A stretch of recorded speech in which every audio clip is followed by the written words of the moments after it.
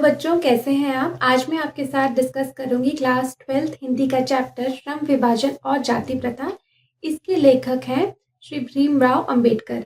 भीमराव अंबेडकर ने इसमें बात कही है इस चैप्टर में। ये एक चैप्टर जो है उनकी किताब का एक अंश है और ये आपके सिलेबस में डाला गया है।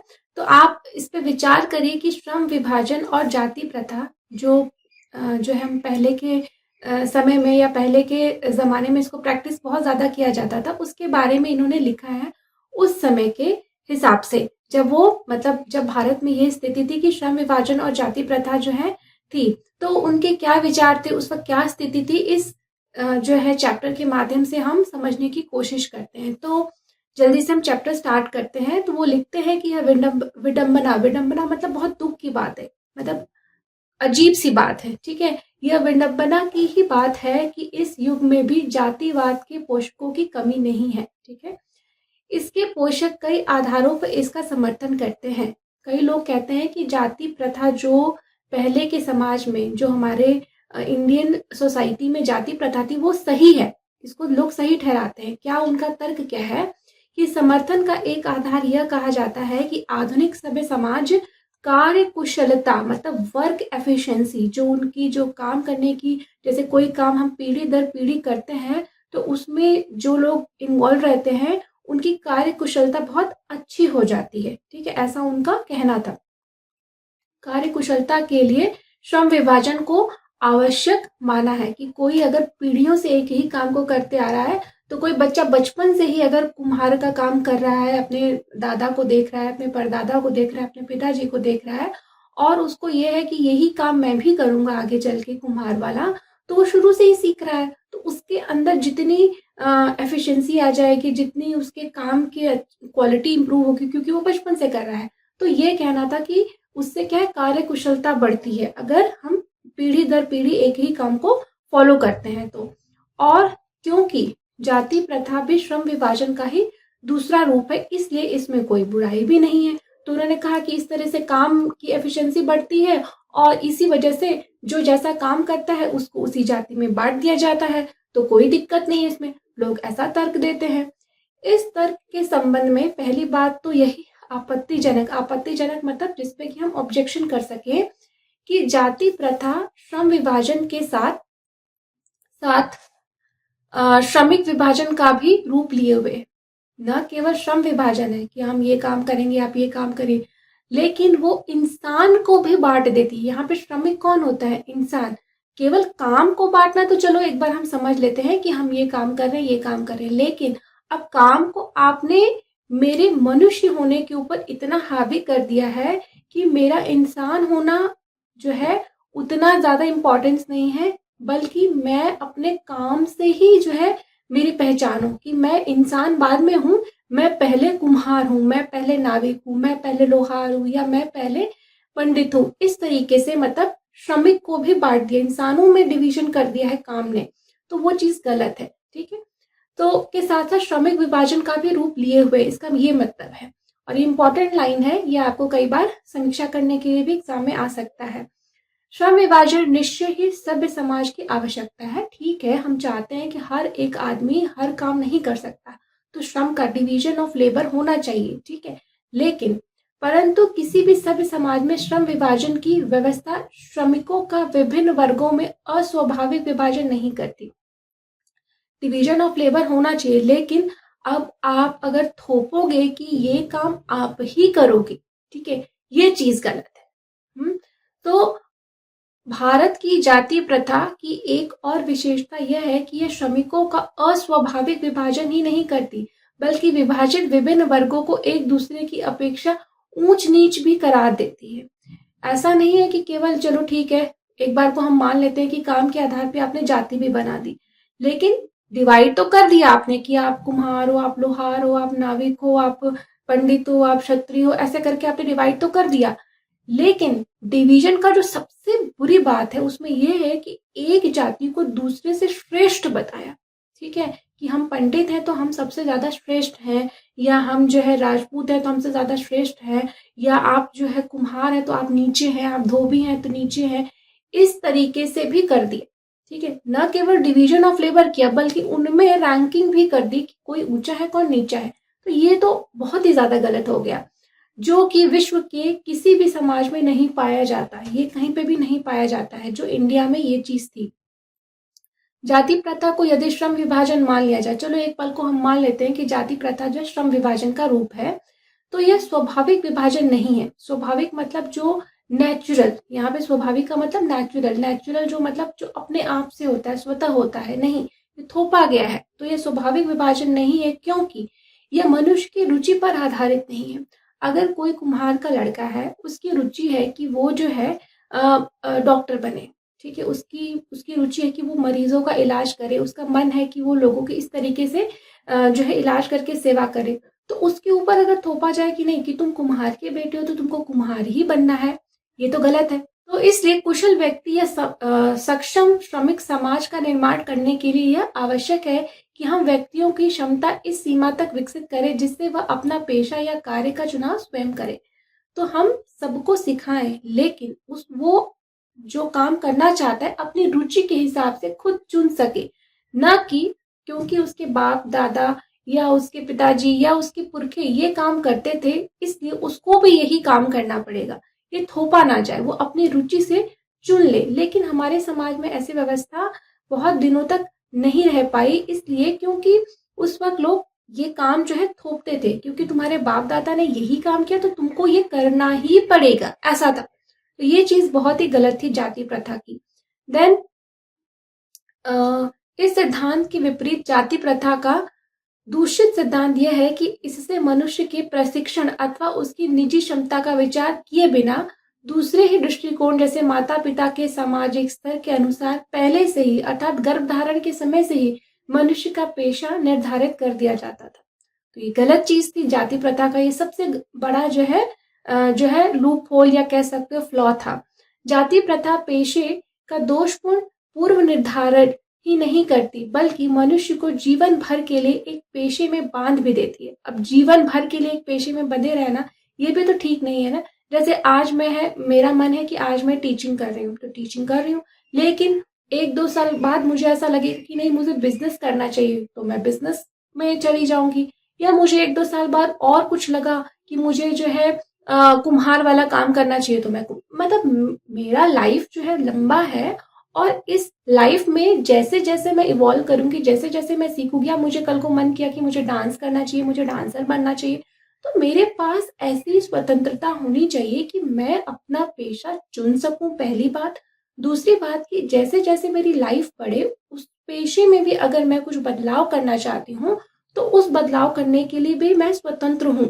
लेकिन पहले की जो जाति प्रथा थी उसमें ये स्वतंत्रता नहीं थी, आप नहीं चुन सकते थे। इवन पैदा होने से पहले ही तय हो जाता था कि अब तुम्हारा बेटा भी यही काम करेगा, तुम्हारा मतलब पीढ़ी दर पीढ़ी एक ही काम को जबरदस्ती थोपा जाता था लोगों के ऊपर, जो कि स्वाभाविक बिल्कुल भी नहीं है। भले ही पेशा अनुपयुक्त या अपर्याप्त होने के कारण वह भूखों मर जाए। तो कई बार क्या होता है, जैसे जैसे हम इवॉल्व करते हैं, जैसे जैसे समाज बदलता है, नई नई चीजें आती हैं।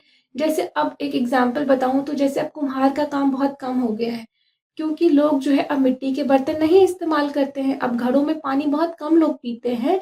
तो पहले ये पेशा बहुत अच्छा खासा पैसा कमाता था, लेकिन अब इसकी डिमांड घट गई है, नई नई चीजें आ गई है, स्टील के बर्तन आ गए हैं, कांच के बर्तन आ गए हैं, तो अब मिट्टी के बर्तन का इस्तेमाल कम हो गया है। तो ये जो पेशा अगर हम मान लेते कि जाति के आधार पर ही आपको चुनने का केवल अधिकार होता, तो ये जो कुम्हार वर्ग के लोग थे ये लोग तो बेरोजगार घूमते, इनके पास तो कोई काम धंधा ही नहीं होता। अगर इनको स्वतंत्रता नहीं होती कि ये कोई और काम कर सके तो ये जो है क्या करते, फिर ये लोग भूखों मर जाते। तो वही बात यहाँ पे लिखी गई है कि अगर पेशा अनुपयुक्त हो जाए या अपर्याप्त हो जाए तो क्या करेंगे वो लोग। सो आधुनिक युग में यह स्थिति प्रायः आती है क्योंकि उद्योग धंधों की प्रक्रिया व तकनीक में निरंतर विकास और कभी कभी अकस्मात परिवर्तन हो जाता है। जैसे अभी आप एआई देख रहे हो, बहुत पहले जब कंप्यूटर पहली बार आए थे तो जिन लोगों को कंप्यूटर नहीं आता था वो लोग बेरोजगार हो गए थे। तो क्या कर सकते हैं इसके लिए अब आप, तो इसीलिए स्वतंत्रता होनी चाहिए कि हम अपना पेशा कभी भी बदल सके, ठीक है, और उसको खुद चुन सके। तो जिसके कारण मनुष्य को अपना पेशा बदलने की आवश्यकता पड़ सकती है, और यदि प्रतिकूल परिस्थितियों में भी मनुष्य को अपना पेशा बदलने की स्वतंत्रता न हो तो इसके लिए भूखों मरने के अलावा क्या चारा रह जाता है। हिंदू धर्म की जाति प्रथा किसी भी व्यक्ति को ऐसा पेशा चुनने की अनुमति नहीं देती है जो उसका पैतृक पेशा न हो, भले ही वह उसमें पारंगत हो। ठीक है, अगर किसी व्यक्ति को तलवारबाजी करना बहुत अच्छा लगता है और वो अच्छा करता भी है, लेकिन फिर भी वो अगर जन्म से कुम्हार है तो उसको कुम्हार का ही काम करना पड़ेगा, ऐसी प्रथा थी पहले। ठीक है, इस प्रकार पेशा परिवर्तन की अनुमति न देकर जाति प्रथा भारत में बेरोजगारी का एक प्रमुख व अप्रत्यक्ष कारण बन गई। ठीक है, एक मेन कारण बन गई कि भाई जब उसकी डिमांड ही नहीं है उस चीज की और आप पेशा भी नहीं बदल सकते हो तो आपको खाली ही बैठना पड़ेगा। तो ये तो बहुत गलत बात थी जाति प्रथा की। तो इस प्रकार हम देखते हैं कि श्रम विभाजन की दृष्टि से भी जाति प्रथा गंभीर दोषों से युक्त है। जाति प्रथा का श्रम विभाजन मनुष्य की स्वेच्छा पर निर्भर नहीं करता। जाति प्रथा के आधार पर अगर श्रम विभाजन करेंगे तो मनुष्य की इच्छा का क्या। ठीक है, हर एक पर्सन डिफरेंट होता है। तो मनुष्य की व्यक्तिगत भावना तथा व्यक्तिगत रुचि का इसमें कोई स्थान अथवा महत्व नहीं रहता। पूर्व लेख ही इसका आधार है। ठीक है, इस आधार पर हमें यह स्वीकार करना पड़ेगा कि आज के उद्योगों में गरीबी और उत्पीड़न इतनी बड़ी समस्या नहीं जितनी कि यह कि बहुत से लोग निर्धारित कार्य को अरुचि के साथ केवल विवशतावश करते हैं। ठीक है, अगर किसी काम में किसी की रुचि नहीं है और उसको विवशतावश वो कर रहे, मतलब मन मार के करे, तो वो उसकी काम की क्वालिटी क्या रहेगी, कोई क्वालिटी नहीं रहेगी। इसीलिए जो काम आपको अच्छा लगता है उसी में आपको आगे बढ़ना चाहिए। तो ऐसी स्थिति स्वभावतः मनुष्य को दुर्भावना से ग्रस्त रहकर टालू काम करने और कम काम करने के लिए प्रेरित करती है। ऐसी स्थिति में जहां काम करने वालों का न दिल लगता हो न दिमाग, कोई कुशलता कैसे प्राप्त की जा सकती है।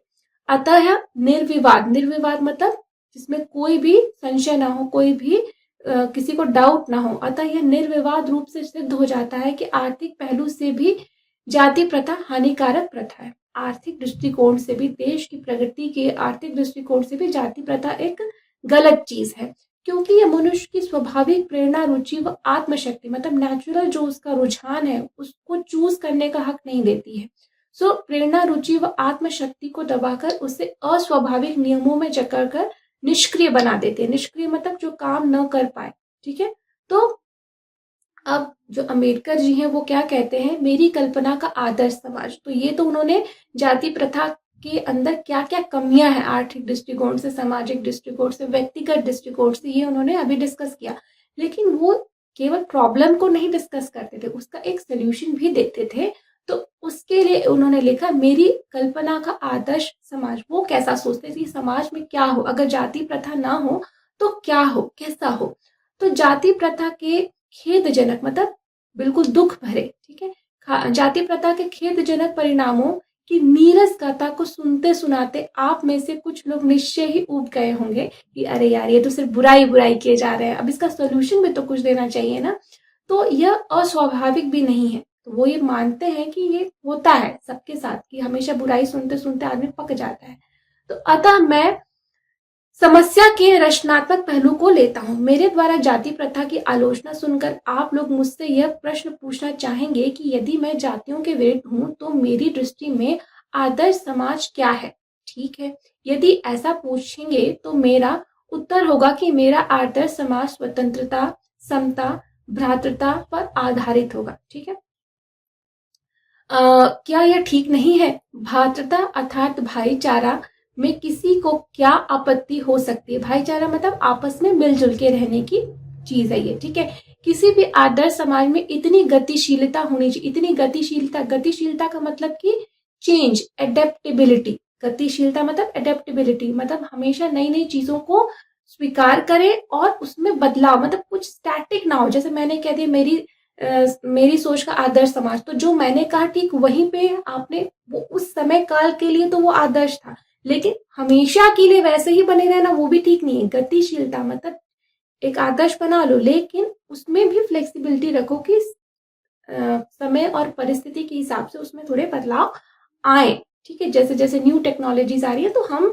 समाज में गतिशीलता होनी चाहिए, एडेप्टेबिलिटी होनी चाहिए, नई नई चीजों को अपने अंदर समावेश करने का, और लेकिन फिर भी जो मेन मोटो है भाईचारा उसको बनाए रखने उसके साथ में, ठीक है। तो किसी भी आदर्श समाज में इतनी गतिशीलता होनी चाहिए जिससे कोई भी वांछित परिवर्तन समाज के एक छोर से दूसरे तक संचारित हो सके, मतलब समाज के सब वर्गों को उसका फायदा मिल सके। ऐसा ना हो कि कोई नई चीज आई, जैसे कि फोन आया है तो फोन केवल अमीर अमीर लोगों के पास ही रह जाए, ठीक है। फोन गरीब लोगों को मिले ही नहीं। टेक्नोलॉजी इतनी बनी है लेकिन केवल कुछ ही लोग उसका फायदा उठा रहे हैं, तो ऐसा नहीं होना चाहिए। सबको उस चीज का फायदा मिलना चाहिए, तब उस चीज के आने का कुछ फायदा होगा, है ना। तो ऐसे समाज के बहुविधि हितों में सबका भाग होना चाहिए तथा सबको उनकी रक्षा के प्रति सजग रहना चाहिए, क्योंकि हर किसी को अगर उसका फायदा मिलेगा तो हर कोई उसको कंजर्व करने की भी सोचेगा।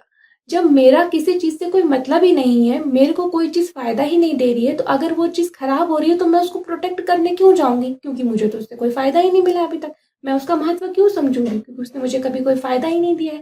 तो इसीलिए अगर हर एक चीज में, जैसे हमारे देश की रक्षा है, अगर देश की रक्षा की जो सेना बनती है उसमें हर समाज के हर तबके के लोग नहीं होंगे, तो एक तकबा अगर कह दे कि नहीं इस तकबे के लोग या इस जाति के लोग जो है सेना में भर्ती नहीं हो सकते, तो उस जाति के लोग कभी भी देश की रक्षा के लिए कभी भी जो है उनके मन में कोई भावना ही नहीं आएगी, उनके अंदर देश प्रेम की भावना ही नहीं आएगी। उनको लगेगा जब हमको देश की रक्षा में या देश की सेना में हमारी जगह ही नहीं है तो हम क्यों सोचे देश की रक्षा के बारे में, जाने तो जो होता है होने दो। तो इसीलिए सबको समावेशित करना, सबको इन्वॉल्व करना बहुत जरूरी है, हर एक चीज में, हर एक क्षेत्र में, ठीक है। नहीं तो फिर वो उसको अपना नहीं समझेंगे, उनके अंदर अपनत्व की भावना नहीं आएगी और देश का विकास जो है एक सार गर्भित विकास वो नहीं होगा, ठीक है। तो सामाजिक जीवन में अबाध अबाध मतलब बिना रुके अबाध संपर्क के अनेक साधन व अवसर उपलब्ध रहने चाहिए।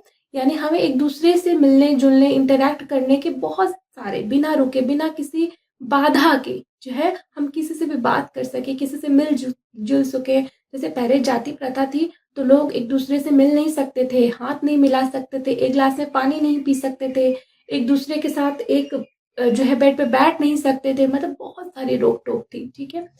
तात्पर्य यह है कि दूध पानी के मिश्रण की तरह भाईचारे की यही वास्तविक रूप है, मतलब इतना हम घुले मिले रहें कि दूध और पानी की तरह घुले मिले रहें कि हमें डिस्टिंग्विश करना मुश्किल हो, ठीक है। ये नहीं हो कि जो है हम इस जाति के, हम उस जाति के, हम इस क्षेत्र के, हम उस क्षेत्र के हैं, हम आपस में भाईचारे से रहें।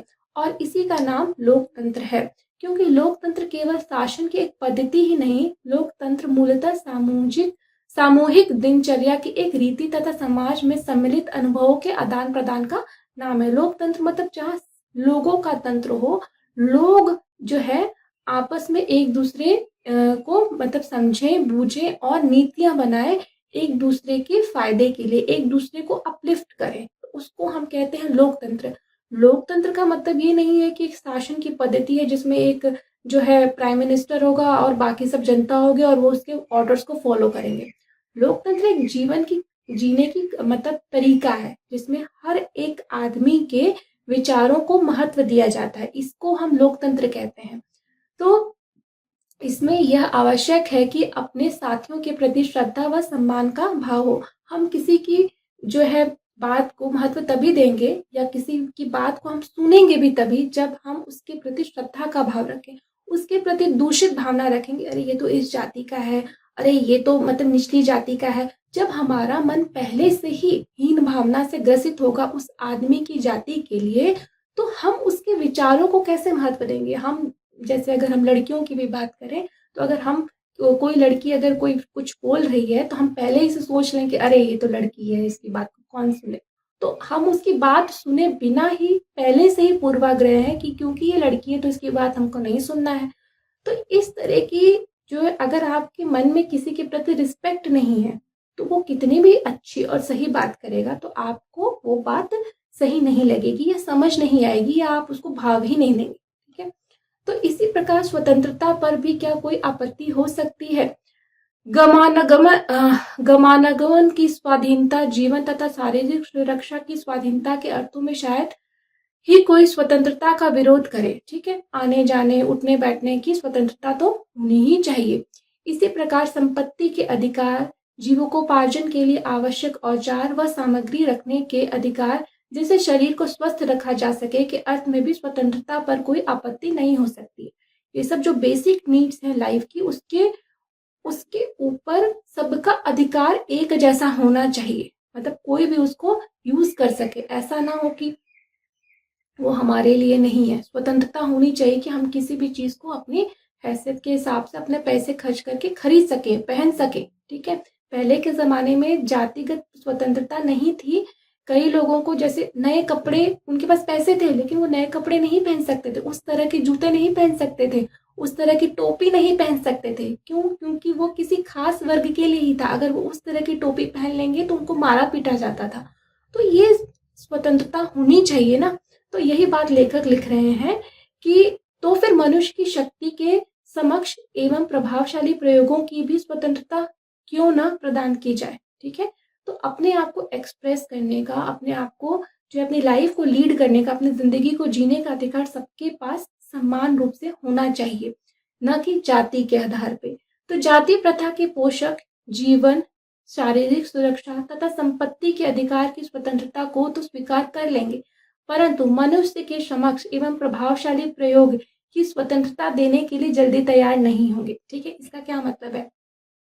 जो जातिवाद के पोषक हैं, पोषक मतलब जो जातिवाद का समर्थन करते हैं, वो जीवन मतलब ठीक है भाई, तुम जियो, खाओ पियो, सुरक्षा, शारीरिक सुरक्षा चलो ठीक है, तुम गोली रख लो, बंदूक रख लो, डंडा रख लो, अपनी सुरक्षा, अपने आप को सुरक्षित रखो, ठीक है भाई।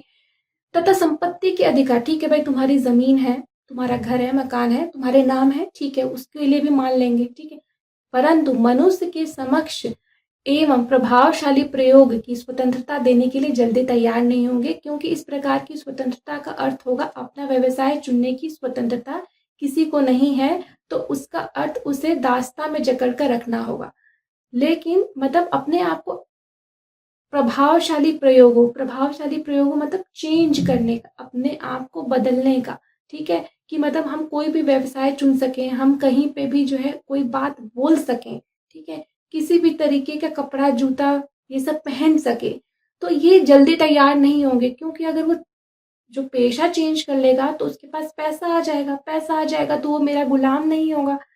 तो इस तरीके से ये जो चक्कर है, ये जो पीढ़ी दर पीढ़ी चल रहा है दास्ता का, वो टूट जाएगा कड़ी। तो इसीलिए वो कहेंगे ठीक है, अच्छे कपड़े पहनो, जमीन रखो, लेकिन पेशा मत बदलो। पेशा बदल दोगे तो फिर उनकी ये जो पीढ़ी दर पीढ़ी जो दास बना के रखे हैं, या अपने से नीचे दबा के रखे हैं मानसिक रूप से, वो टूट जाएगा। तो इसीलिए यहाँ पे लिखा है कि दास्ता में जकड़ के रखे हैं, कैसे? पेशे की वजह से। क्योंकि दास्ता केवल कानूनी पराधीनता को ही नहीं कहा जा सकता, ठीक है। केवल कानूनी रूप से किसी के दास हो ये जरूरी नहीं है, मानसिक रूप से भी अगर किसी के दास हो, उससे दबे हुए हो, तो भी वो दास्ता है, ठीक है। दास्ता में वह स्थिति भी सम्मिलित है जिसमें कुछ व्यक्तियों को दूसरे लोगों द्वारा निर्धारित व्यवहार एवं कर्तव्यों का पालन करने के लिए विवश होना पड़ता है, कि आपको ये काम करना ही पड़ेगा, आपकी मर्जी हो या ना हो, ठीक है। तो यह स्थिति कानूनी पराधीनता न होने पर भी पाई जा सकती है। उदाहरण के लिए जाति प्रथा की तरह ऐसे वर्ग होना संभव है जहां कुछ लोगों की अपनी इच्छा के विरुद्ध पेशे अपनाने पड़ते हैं। जैसे कि अगर जैसे कोई सफाई कर्मचारी है तो उसके बच्चों को भी सफाई कर्मचारी ही बनना पड़े, भले ही उसके बच्चे सफाई कर्मचारी बनना चाहें या ना चाहें। तो ये चीज गलत है, इसको दास्ता कहेंगे, ठीक है। तो अब आइए समता पर विचार करें। समता मतलब समानता।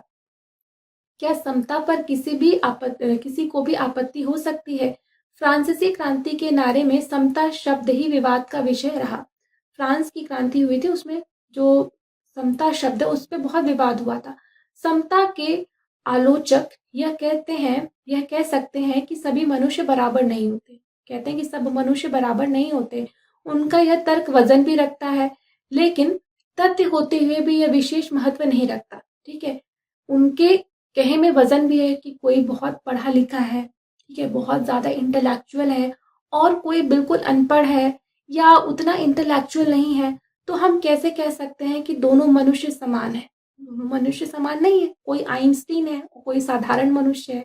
तो इस लेवल पे तो हम कह सकते हैं ना कि हर कोई आइंस्टीन नहीं है, हर कोई बड़ा साइंटिस्ट नहीं है, हर कोई नासा में साइंटिस्ट नहीं है, कोई बहुत बड़ा डॉक्टर है और एक मजदूर है, तो दोनों की बौद्धिक क्षमता अलग अलग है।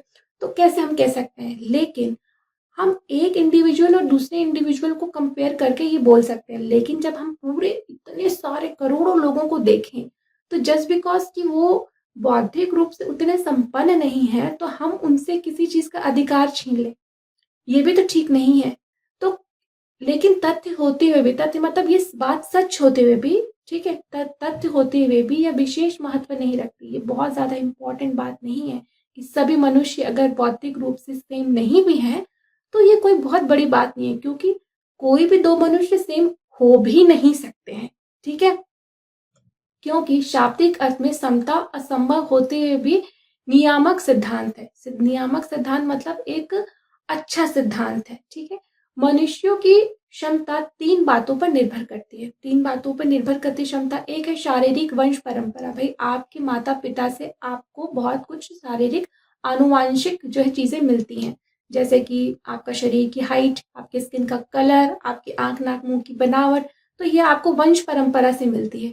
दूसरी है सामाजिक उत्तराधिकार अथवा सामाजिक परंपरा के रूप में माता पिता की कल्याण कामना, शिक्षा तथा वैज्ञानिक ज्ञानार्जन आदि सभी उपलब्धियां, जिनके कारण सभ्य समाज जंगली लोगों की अपेक्षा विशिष्टता प्राप्त करता है। और अंत में दूसरी चीज है कि भाई माँ बाप कितने पढ़े लिखे हैं, माँ बाप के पास कितनी रुपया है, कितना जमीन है, और बाकी सब चीजें। तीसरी चीज है मनुष्य के अपने प्रयत्न। तीसरी चीज है मनुष्य के अपने प्रयत्न, मतलब खुद आप कितने मेहनत करते हो।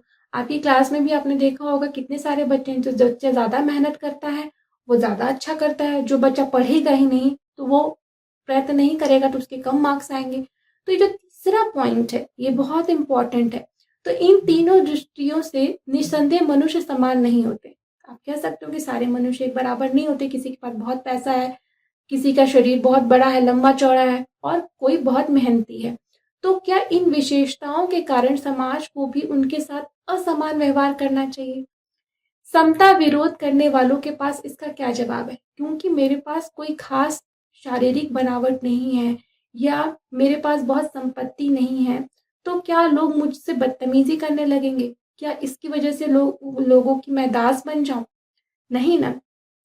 तो व्यक्ति विशेष के दृष्टिकोण से असमान प्रयत्न के कारण असमान व्यवहार को अनुचित नहीं कहा जा सकता। अगर हम व्यक्ति विशेष, अगर दो इंसानों को देखें, जैसे आपकी क्लास में दो बच्चे, एक बच्चा बहुत मेहनती, एक बच्चा बहुत जो है काम ही नहीं करता, बिल्कुल पढ़ता ही नहीं है, तो दोनों के बीच में आप दोनों ही बच्चों से समान व्यवहार नहीं करोगे। एक को डांटोगे, एक को प्यार करोगे कि भाई ये तो बहुत मेहनत है, उसकी तारीफ करोगे।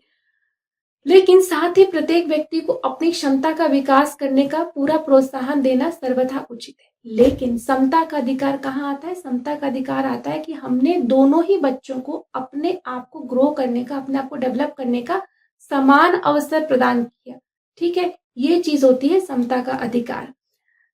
परंतु यदि मनुष्य प्रथम दो बातों में असमान है, तो क्या इस आधार पर उसके साथ भिन्न व्यवहार उचित है? चलिए एक बार मान लेते हैं कि क्योंकि दोनों प्रयत्न समान नहीं करते, तो यहाँ पे आप दोनों के साथ समान बिहेवियर नहीं कर रहे हो।